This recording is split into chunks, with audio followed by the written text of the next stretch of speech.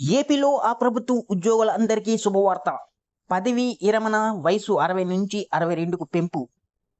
ఆంధ్రప్రదేశ్ ప్రభుత్వం కార్పొరేషన్, సొసైటీలు, ప్రభుత్వ రంగ సంస్థల్లో పనిచేస్తున్న ఉద్యోగులకు తీపి కబురు చెప్పింది. దాదాపు 15,000 మంది ఉద్యోగులకు పదవీ విరమణ వయసు 60 నుంచి 62కు పెంచాలని తీసుకున్న నిర్ణయానికి ముఖ్యమంత్రి నారా చంద్రబాబు నాయుడు గారు ఆమోదం తెలిపారు. ఇప్పటికే కేబినెట్‌లో ఆమోదం తెలియజేయగా ఆర్థిక శాఖకు పంపారు. అనంతరం ఆ ఫైలు సీఎంఓకి చేరింది. తాజాగా సీఎం చంద్రబాబు గారు ఓకే చెప్పారు. అనంతరం ఈ ఫైల్ మళ్ళీ త్వరలో జరగబోయే కేబినెట్ ముందుకు వెళ్తుంది. అక్కడ ఆమోదం తర్వాత ఉత్తర్వులు జారీ చేసే అవకాశం ఉంది.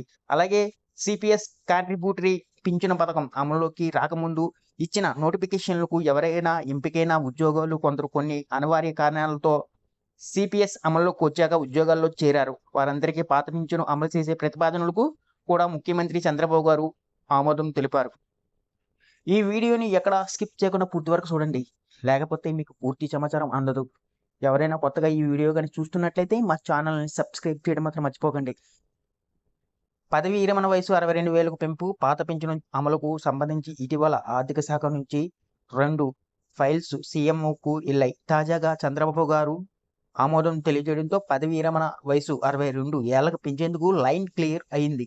ఈ నిర్ణయంతో దాదాపుగా 15,000 మంది ఉద్యోగులకు ప్రయోజనం కలుగుతుంది. అలాగే పాత పింఛను అమలు చేస్తే 11,000 మంది ఉద్యోగులకు ప్రయోజనం దక్కనుంది. చాలా ఏళ్లుగా ఈ 2 అంశాలపై ఉద్యోగాలు పోరాటం చేస్తుండగా చివరికి సమస్యలు పరిష్కారం అయ్యాయి.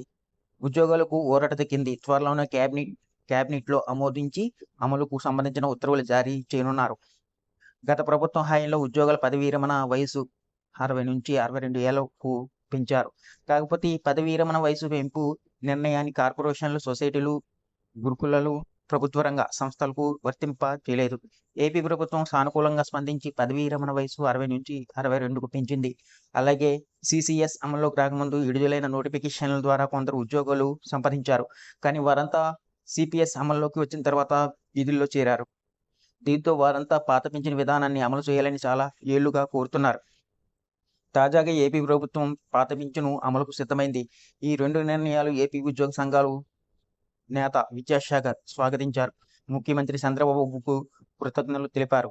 మొత్తం మీద ఏపీ ప్రభుత్వం ఉద్యోగాలకు సంబంధించి 2 కీలక నిర్ణయాలు తీసుకుంది. ఉద్యోగాలు కూడా ఈ నిర్ణయాలపై ఆనందంగా ఉన్నారు.